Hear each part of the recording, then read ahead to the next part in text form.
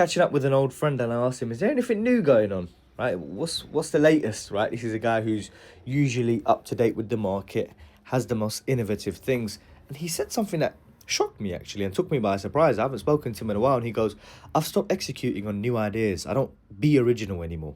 I said, "What do you mean?" He goes, "I make sure to see what exists, what already works, and I've seen my failure rate just drop." And so it's a profound philosophy to follow, similar to the guys who built eBay in Europe, right? And then sold it back to eBay.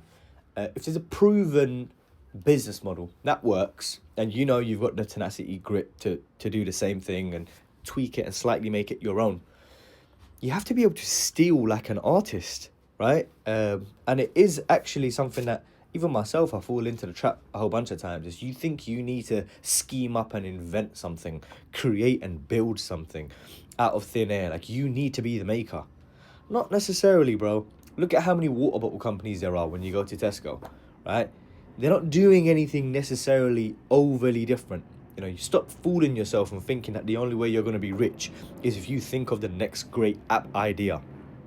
Look at all these statistics surrounding startups and like even the YC Combinator. For you to build a unicorn of an app, the chances are very slim. But for you to take an existing business model that you know prints cash, do it your own way, make a long-term game plan and just stick to it, you're going to make some money, brother.